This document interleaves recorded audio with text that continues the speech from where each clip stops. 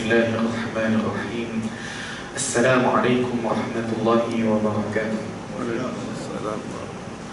Innal hamdalillah wassalatu wassalamu ala Rasulillah wa ala alihi wa ashabihi wa man walah. Rabbi shrah li sadri wa yassir li amri wahlul 'uqdatam min lisani yafqahu qawli. Alhamdulillah, syukur kepada Allah Subhanahu wa taala kerana pada malam yang mulia ini dapat kita bersama-sama dalam majlis ilmu sambungan kepada kisah Nabi Nuh alaihi salatu wassalam. Bulan lepas saya tidak dapat tersambung lagi, jadi kita skip dalam almost lebih daripada 30 hari. Jadi perlu recap sedikit lah kita dengan pengajian yang sebelum ini. Banyak kali yang sebut dalam pengajian yang sebelum-sebelum juga, Al-Quran ini diturunkan tujuannya adalah untuk tadabbur. Dalam Al-Quran sebut, kitabun anzalnahu ilaika mubarakun liyadabbaru ayatihi wa liyatadhakkara ulul albab. Inilah kitab yang diturunkan kepada kamu, umat Nabi Muhammad SAW, yang mempunyai keberkatan di dalam. Keberkatan yang besar boleh jadi juga rahmat, boleh jadi juga syifa, ubat. Liyadabbaru ayatihi, lam di situ adalah lam ta'lil, nak menunjukkan tujuan. Diturunkan Al-Quran tadi, tujuannya adalah untuk ditadabburkan ayat. Di tadabbur ini datang daripada kalimah tadabbara dalam bahasa Arab yang bawa maksud bukan sekadar membaca Al-Quran, tapi juga mesti membaca, ialah baca itu dengan baca dengan cermat, baca dengan teliti, satu persatu, dengan pemerhatian, dan juga memahami maknanya dan mengambil pengajaran daripadanya. Itu maksud tadabbur yang sebenar. Selepas daripada liyadabbaru ayatihi wa liyatadhakkara ulul albab. Tujuan yang kedua adalah untuk menjadi peringatan kepada orang-orang yang mempunyai akal. Diemphasiskan perkataan mempunyai akal itu kerana tidak semua orang bila baca Quran ini dia dapat pengajaran, dia dapat memahami Al-Quran. Tidak semua yang dapat memahami Al-Quran dapat mengamalkan apa yang ada di dalam Al-Quran. Itu yang kedua. Liyadabbaru ayatihi wa liyatadhakkara ulul albab. Ada dua. Dalam Al-Quran sebut perkataan tadabbur ni, perkataan tadabburnya ada dua lagi. Afala yatadabbaruna al-Quran walau kana min 'indi ghairi Allahi lawajadu fihi ikhtilafan katsira. Tidakkah mereka mengambil peringatan ataupun mentadabbur Al-Quran jika sekiranya Al-Quran itu datang daripada selain daripada Allah Subhanahu wa taala, pastinya kalian akan dapati banyak perselisihan di dalam Al-Quran. Tapi kita tidak dapati perselisihan dalam Al-Quran. Tidak sama seperti Bible, New Testament, Old Testament. Ada perselisihan di antara keduanya. Al-Quran tidak ada. Tidak ada perselisihan yang menunjukkan bahawa Al-Quran ini datang daripada suatu sumber yang sempurna. Itulah Allah Subhanahu wa taala. Ayat yang lain sebut, afala yatadabbaruna al-Quran am ala qulubin aqfaluha. Tidakkah kalian mentadabbur Al-Quran ataupun hati kalian sudah pun buta? Am ala qulubin aqfaluha, ataupun ada penghalang dalam hati kalian. Ini dua sebuah.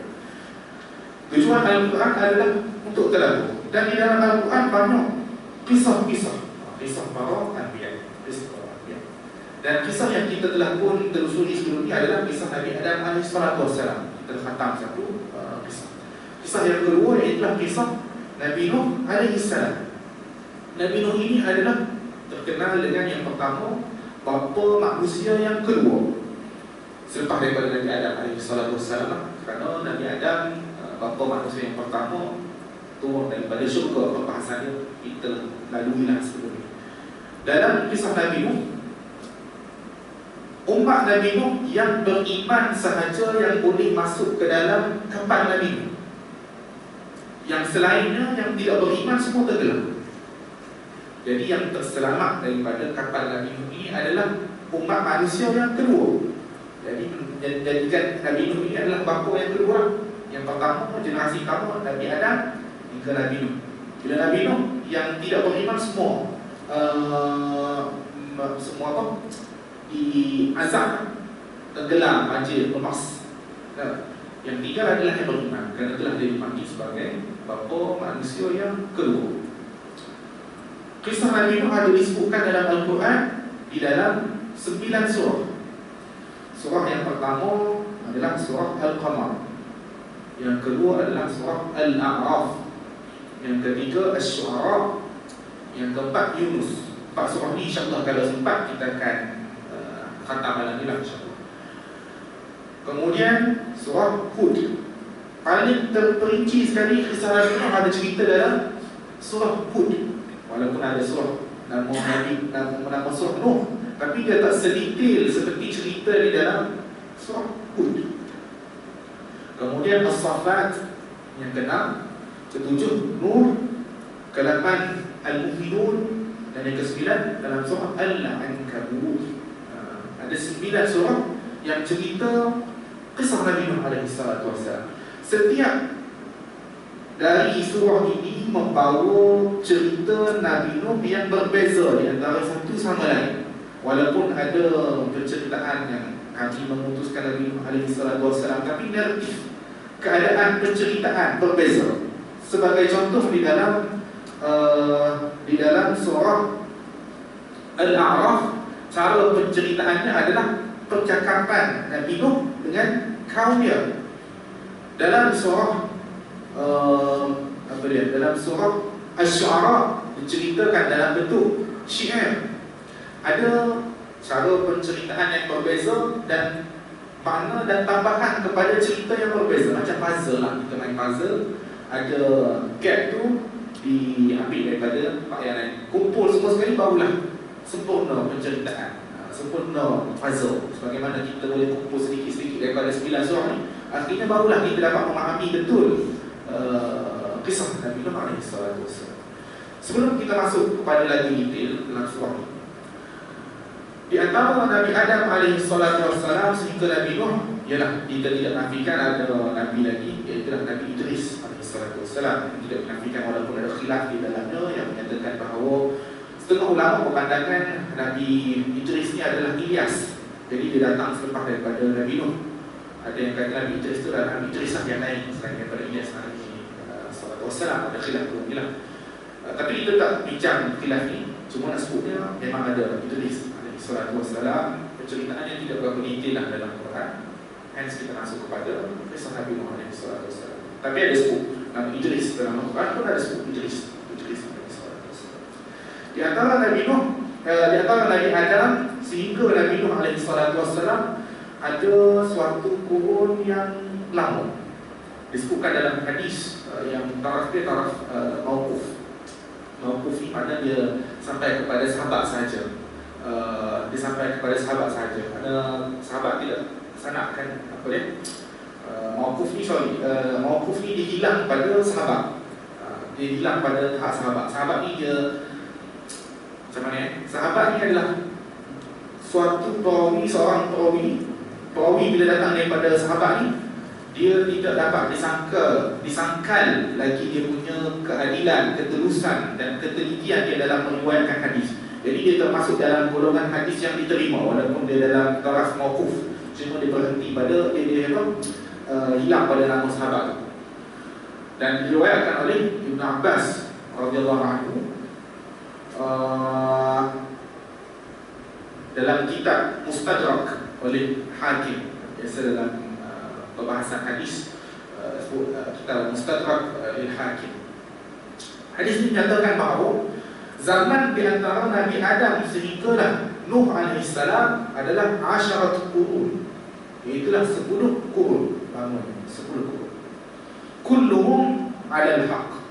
Kesemua daripada generasi yang di antara Adam alaihissalam sehingga Nuh, semuanya berada di atas kebenaran. Semuanya berada di atas kebenaran. Kena berhati-hati sebab kiraan kurun pada yang kiraan kurun yang dimaksudkan pada zaman Adam hingga Nuh amatlah berbeza dengan zaman kita. Zaman kita satu kurun ada 100 tahun lah, kan? Zaman Adam hingga Nuh ni pengiraan tahun Masihi, bahkan pengiraan tahun Hijri masih lagi belum ada. Maka macam mana kita nak memahami hadis mauquf tadi, hadis Nabi SAW yang mengatakan zaman di antara Adam hingga Nuh adalah 10 kurun. Berapa lama 10 kurun tersebut? Para ulama bahas. Kita lihat di dalam Al-Quran ada beberapa ayat yang menyebutkan perkataan kurun. Kita pergi ke situ. Antaranya yang pertama sebut alam yarau kam ahlakna min qablihim min qarnin. Adakah tidakkah kalian melihat ataupun mengambil iktibar berapa banyak yang kaum-kaum yang telah pun kami musnahkan daripada kurun-kurun yang sebelum. Itu yang pertama, dan menunjukkan suatu zaman, suatu masa kurun, tapi masih lagi tak jelas berapa kurun itu. Yang kedua, daripada hadis Nabi SAW. Ini biasalah kita dengar, khairul quruni qarni, khairun nasi qarni, thumma alladhina yalunahum, thumma alladhina yalunahum. Ini biasalah kita dengar. Sebaik-baik manusia adalah mereka yang bersama dengan aku pada kurun, mereka yang berada pada kurun ini. Secara literalnya, sebaik-baik manusia adalah mereka yang berada pada kurun ini, ada kurun Nabi SAW. Kemudian yang taraf yang kedua, yang baik adalah yang selepas daripada kurun Nabi SAW, iaitu tabi'in. Tsumma alladziina yalunahum. Kemudian yang ketiga terbaik adalah yang selepas daripada kurun yang kedua tadi, yang apa? Tabi'in, kemudian tabi'in. Jadi pada zaman sahabat, zaman Nabi SAW yang baik, kemudian zaman sahabat adalah yang kedua, kemudian yang tabi'in yang ketiga, kemudian yang selepasnya yang keempat. Pada secara konteksnya, semakin jauh masa daripada zaman Nabi SAW, semakin teruk keadaan manusia. Secara fahamannya sedemikian. Bila kita lihat pada zaman sekarang pun macam-macam yang berlaku. Tapi nak memahami kurun ni, dalam hadis disebut qarni. Sebaik-baik manusia adalah yang pada kurun ni. Qarni dalam tafsiran hadis tadi adalah ulama mengambil tafsiran bahawa kurun ni adalah suatu tempoh masa kehidupan Nabi SAW. Suatu tempoh kehidupan Nabi SAW. Jadi kehidupan Nabi SAW adalah dalam berapa tahun? Dalam puluh-puluhan tahun. Dalam kita dalam 100 lah kehidupan manusia. Start daripada zaman Nabi SAW sampai kepada kita, mana dalam 100 tahun. Sebab itulah satu kurun pada zaman kita dikenali sebagai 100 tahun. Jadi secara kiasnya, sebagaimana kurun disambungkan dengan average kehidupan manusia pada zaman kita, nak lihat satu kurun pada zaman Nabi Adam AS, kena lihat berapa lama average kehidupan umat Nabi Nuh AS atau umat Nabi Adam AS. Yang paling terdekat dalil yang ada adalah dalam Al-Quran juga. Laqad arsalna Nuhan ila qaumihi falabitha fihim alfa sanatin illa 50. Telah kami utuskan Nuh kepada kaum dia, dan Nabi Nuh ni hidup bersama dengan kaum dia 1000 tahun, pada 50 lah, itu secara literal translation. Tapi secara mudahnya 950 tahun kehidupan Nabi Nuh SAW. Ini dalil yang paling dekat sekali untuk menafsirkan berapa lama average kehidupan pada zaman tersebut. Itulah umur Nabi Nuh SAW. Jadi satu kurun yang boleh paling dekatnya adalah bersamaan dengan 1000 tahun. 1000 tahun, iaitu umur kehidupan Nuh SAW. Jadi nak memahami konteks hadis Nabi SAW tadi, di antara Nabi Adam AS sehingga Nabi Nuh AS, asyarat kurun, 10 kurun. Satu kurun bersamaan dengan 1000 tahun, 10 kurun bersamaan dengan Berapa? 10,000 lah kan? 10,000 tahun. Bersama dengan 10,000 tahun. Dan dalam di antara 10,000 tahun ni, kesemua umat manusia yang berada di antara keduanya, kedua Nabi ini berada di atas kebenaran. Akan tetapi selepas berlalunya dalam average 10,000 tahun ini berlaku penyelewengan sedikit dari segi akidah. Macam mana? Kalau perhatikan dalam kisah Nabi Nuh alaihi salatu wassalam,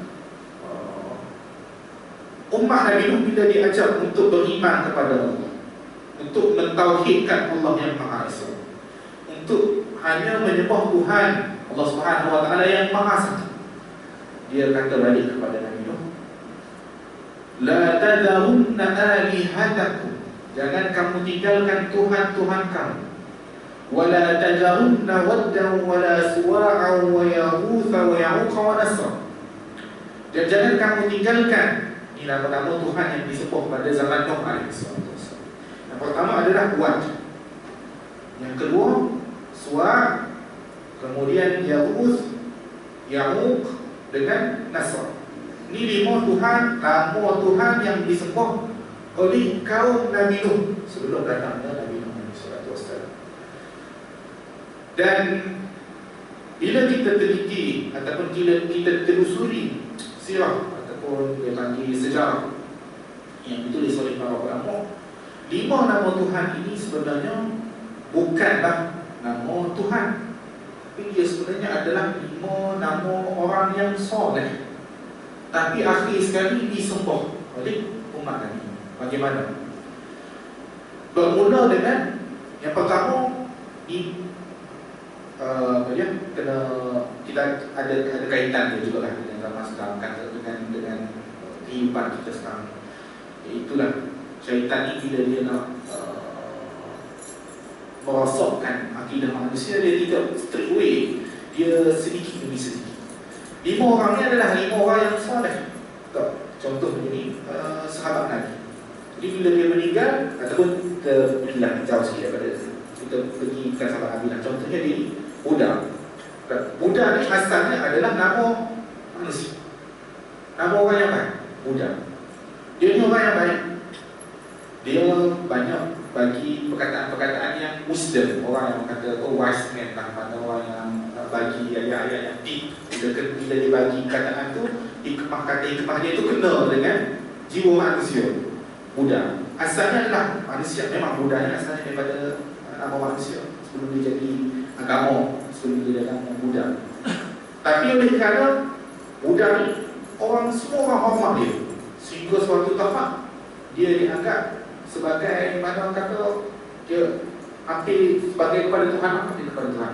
Bila dia meninggal, dibinakan patung untuk mengikati Buddha. Sebagai contoh lah kan, memang ada patung Buddha. Tapi nak kaitkan dengan cerita tadi, orang yang soleh tadi, bila dia meninggal, dibinakan patung. Dan bila dibinakan patung, pertamanya bukan untuk sembah patung tu, mula-mulanya hanya untuk mengingati dia punya kata-kata hikmah, mengingati jasa-jasa baik dia, nak mencontohi dia. Yang pertama ni tak sembah lagi. Tapi bila ada patung, lalu adalah golongan-golongan yang mari bertawasul, aku mari minta dengan dia. Kita guna kata tawasul tu sensitif, bahaya.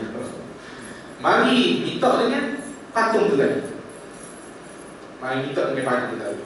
Mula-mula minta generasi yang selepas daripada yang buat patung tu, generasi yang kedua. Oleh kerana dia lihat aja dia mari dekat patung ni, mari duk cakap-cakap, mari minta doa, mari dia punya atau letak makanan dekat patung tu. Akhir sekali dia ingat patung ni Tuhan. Mari generasi yang selepas daripada ni ingat patung ni Tuhan dan disembah oleh Tuhan. Begitulah dia punya asal. Asalnya orang yang soleh, tapi dibinakan patung untuk mengganti. Akhir sekali disebut menjadi Tuhan kerana berlalunya zaman yang panjang, berlalunya suatu masa yang panjang, manusia terpesong. Akhirnya disebutlah dan dijadikan Tuhan. Wala Suwa, Ya'uth, Ya'uq dengan Nasr. Tiga lima nama, lima Tuhan. Asalnya adalah orang yang soleh. Begitu juga pada hari ini kita kena berhati-hati. Lagi-lagi dalam isu doa ataupun isu nak minta hajat. Nak minta hajat, pergi tawassul dengan orang yang soleh, pergi dekat kubur, pergi dekat macam-macam dah ada sama sekarang. Lagi-lagi baru ni diisytiharkan tarikat Naqsyabandi, Naqsyabandi saya sebut Syekh Nazim Al-Qari Naqsyabandi punya tarikat dia,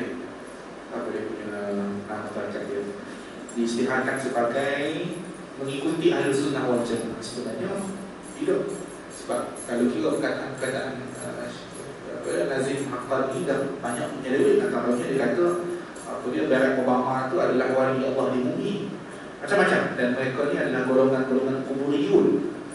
Syekh Nazim sendiri mendakwa bila masuk ke kubur dia boleh bercakap-cakap dengan orang yang dalam kubur tu. Jadi semua mengarut. Dan benda ni dia bermula dengan sedikit. Contohnya macam tadilah,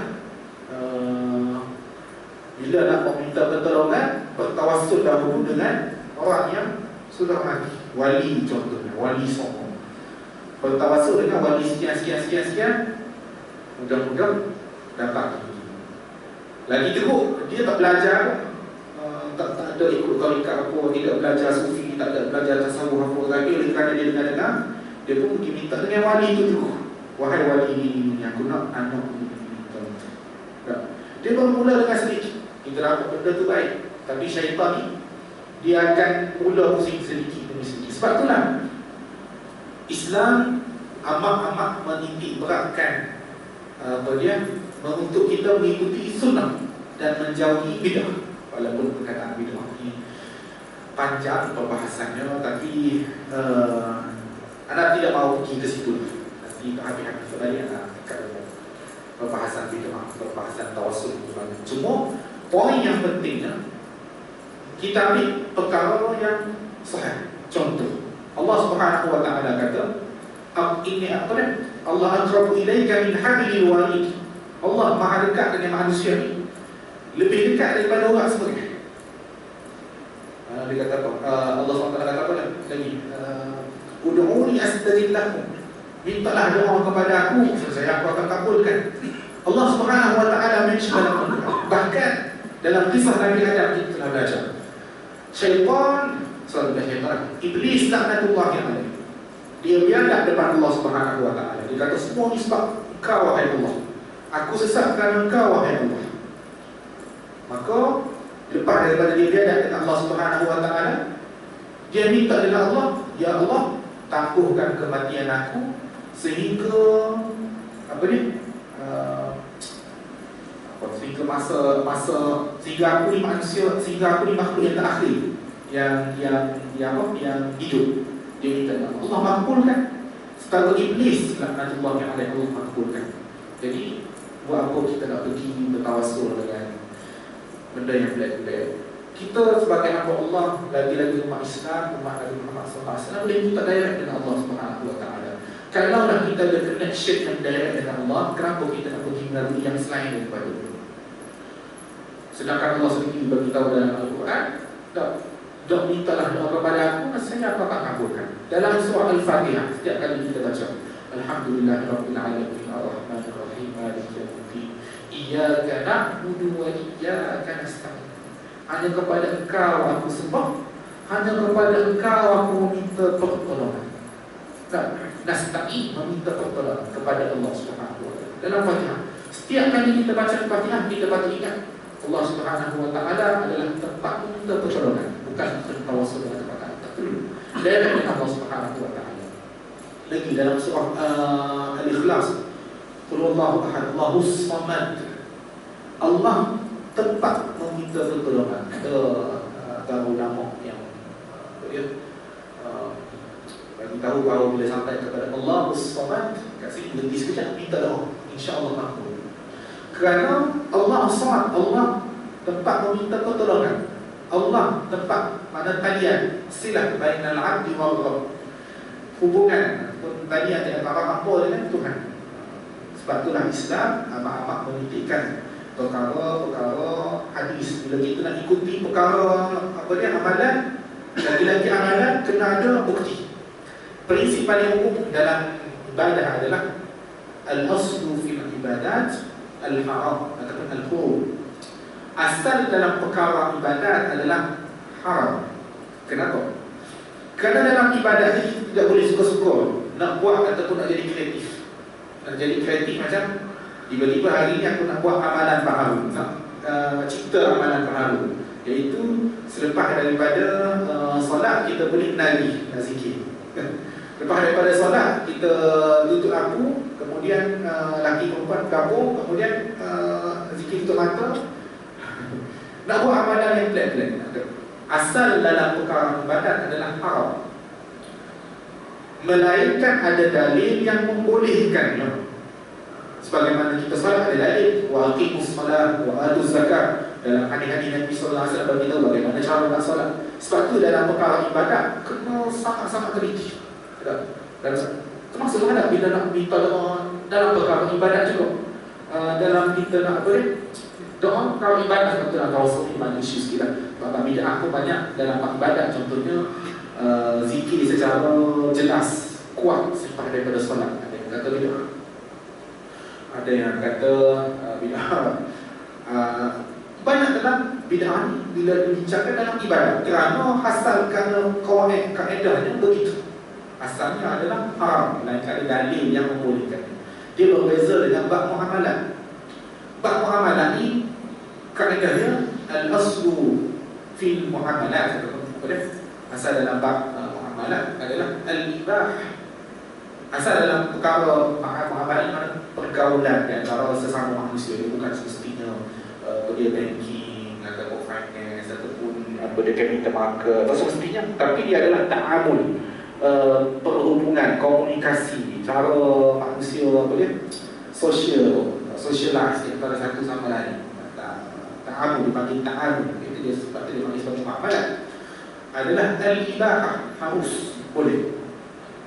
Boleh. Sebab tu kalau dalam bab muamalah nak ada innovation, tak ada masalah. Tawarun contohnya, nak buat wakalah di istismar, wakalah dengan investment contohnya, tidak ada masalah dalam bab muamalah selagi mana ada dalil ataupun ada qarinah yang dapat sokong perkara-perkara tersebut. Jadi kita kembali kepada tadi, wadaw wala suwa' wa ya'uqa nas, macam itu tidak. Tapi itu dia punya point dia ajaran ini. Dan kita lihatlah daripada 10,000 tahun tadi, kemudian berlaku penyelewengan sedikit. Umat Nabi Nuh alaihi salatu wassalam beralih daripada sembah Allah Subhanahu wa taala kepada sembah Tuhan tadi. Lalu Allah utuskan Nuh. Dalam ayat Al-Quran sebut, kana an-nasu ummatan wahidatan fab'atha Allahu nabiyyina mubasysyirin wa mundhirin. Asal daripada umat manusia ini adalah ummatan wahidah, satu umat yang bersatu. Bersatu apa maksud dia? Bersatu dari sudut akidah, menyembah Tuhan yang satu. Bagaimana hari ini kalau pergi umrah, pergi haji, menyembah Tuhan yang satu, berarah kiblatkan yang satu. Biarlah dia ni datang daripada Afghanistan ke, datang daripada India ke, datang daripada UK ke, datang daripada Arab Saudi ke, datang daripada Malaysia ke, Indonesia ke, semua berkiblatkan kiblat yang satu, menunjukkan akidah tauhid yang satu, menyembah Allah Subhanahu wa taala yang satu. Tak kira dia daripada kulit hitam ke, kulit kuning ke, kulit merah ke, kulit putih ke, semua menyembah Tuhan yang satu, semua menghadap kiblat yang satu, dan menunjukkan asal manusia ini adalah suatu umat yang satu, iaitulah suatu akidah yang satu yang sama, menyembah Allah Subhanahu wa taala yang Maha Esa. Kana nas ummatan wahidah, sebagaimana umat ini kepada satu, yang pada zaman Nabi Adam hingga Nuh juga menyembah Tuhan yang satu. Kemudian Allah Subhanahu wa taala mengutuskan nabi mubasyirin, yang pertama untuk memberi berita gembira, yang kedua mundhirin untuk memberi peringatan. Itu kata Nabi. beri berita gembira, beri peringatan atau beri amaran. Sebab itu sebagai seorang pendakwah, dan pendakwah ini tidak semestinya ustaz, tidak semestinya ustazah, tidak semestinya AJK masjid, tidak semestinya orang yang selalu datang masjid. Bila mana dia bergelar sebagai seorang muslim, maka dia adalah seorang pendakwah. Sebab Nabi sallallahu alaihi wasallam dalam Hajjatul Wada, Nabi sallallahu alaihi wasallam sebut, "Ballighu anni walau ayat." Nabi bersabda, sampaikanlah dariku walaupun satu ayat. Dalam ayat Quran sebut apa dia? Khairat ta'muruna bil ma'ruf wa tanhauna 'anil munkar, dan sebut ajak kepada perkara baik, cegah kemungkaran.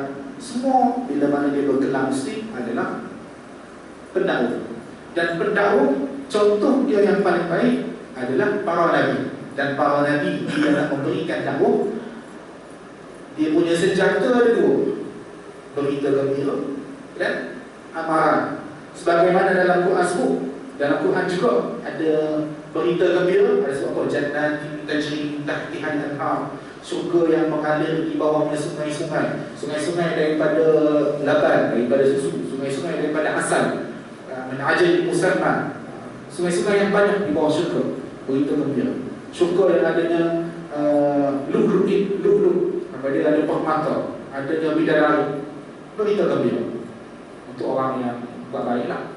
Sebab itu dalam fasal innalladzina amanu wa 'amilus solihati lahum jannat, bagi orang yang buat amal soleh, dia beriman, dapat syurga.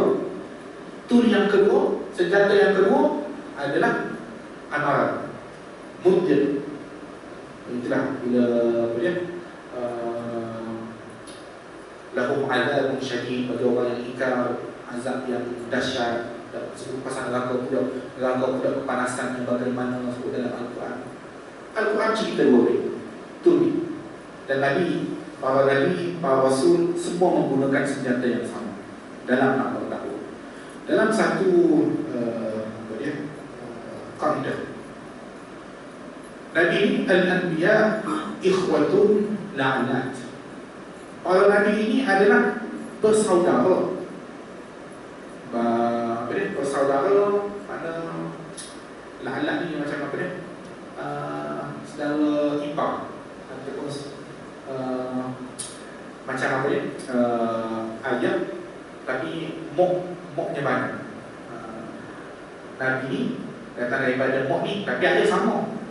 Nabi ni mari daripada mok lain, tapi ayah sama. Contohlah, alat untuk memahami la'anat, mana ipar, adik-beradik kandung, kerana dia ipar, bukan ipar, maknanya dipanggil adik-beradik sebab tu. Adik-beradik sebab tu. Adik-beradik sebab tu. Kenapa dia dinamakan sedemikian? Dinuhum wahid, agamanya satu, akidahnya satu, bapaknya satu.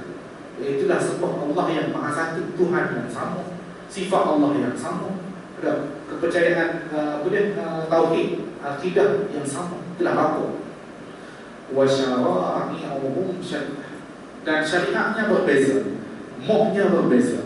Moknya maknanya syariat. Syariat Nabi Musa berbeza, syariat Nabi Muhammad berbeza, syariat Nabi Nuh berbeza, syariat Nabi dan Rasul yang lain berbeza. Akan tetapi tauhidnya, akidahnya, bapaknya sama, satu sahaja. Dan menceritakan bahawa Nabi Nuh alaihi salatu wassalam diutuskan kepada kaum dia bila mana kaum tadi terpesong ataupun terseleweng daripada jalan akidah yang sebenar yang dibawa oleh semua nabi, menyembah selain daripada Allah Subhanahu wa taala. Sebab itulah Nabi Nuh diturunkan dengan untuk memberi peringatan dan memberi berita gembira bagi mereka yang beriman kepada Nabi Nuh alaihi salatu wasallam. Kita selesai mukaddimah bagi kisah Nabi. Tak masuk cerita lagi, masuk surah lagi tu. 3 minit lagi tinggal, kita pergi sedikit ke dalam kisah Nabi Nuh alaihi salatu wasallam, ayat Al-Quran. Dalam nak memahami kisah Nabi Nuh, dalam kitab ini dia ada cara, dia adalah dibagi tafsir mengikut surah. Tapi sebelum dibagi tafsir mengikut surah tu, dia bagi apa dipanggil signal ataupun isyarat-isyarat sirah Nabi Nuh yang diberikan di dalam Al-Quran. Kisah Nabi Nuh AS dan kaumnya diceritakan yang pertama di antara kisah-kisah. Biasanya di antara tengah-tengah, di antara kisah-kisah kaum-kaum yang ingkar kepada Nabi-Nya. Itu yang pertama. Apa? Ingkar kepada Nabi-Nya. Itu yang pertama, ingkar. Kemudian yang kedua, kipong dia, kisah Nabi Nuh juga diceritakan di antara kisah-kisah para kaum, para Nabi ataupun kaum yang dibantu ataupun diberi pertolongan oleh Allah Subhanahu wa Ta'ala. Kenapa? Sebenarnya kenapa? Yang pertama, kerana kaum Nabi Nuh mendustai ajaran Nabi Nuh AS. Sebab itulah dia diceritakan yang antara kisah-kisah kaum yang ingkar. Yang kedua, kerana kaum Nabi Nuh AS dibantu oleh Allah Subhanahu wa Ta'ala naik ke dalam kapal, yang satu terselamat. Itulah dua key point dia. Betapa Allah Subhanahu wa Ta'ala dalam nak menceritakan kisah Nabi Nuh sangat terperinci, dan dia boleh kata ada seninya, masing-masing. Kalau kita go detail, barulah kita boleh faham. Kerana kisah Nabi Nuh AS adalah ada kaum dia mengingkari dan Nabi Nuh dibantu oleh Allah Subhanahu wa Ta'ala. Jadi insyaAllah kita sambung kisah mengikut dalam surah pada sesi yang akan datang. Kenapa dalam 2-3 hari lagi insyaAllah kan. Wabillahi taufiq wal hidayah. Yang baik itu datang daripada Allah, yang buruk itu datang daripada anak kelemahan sendiri. Wabillahi taufiq wal hidayah. Assalamualaikum warahmatullahi wabarakatuh.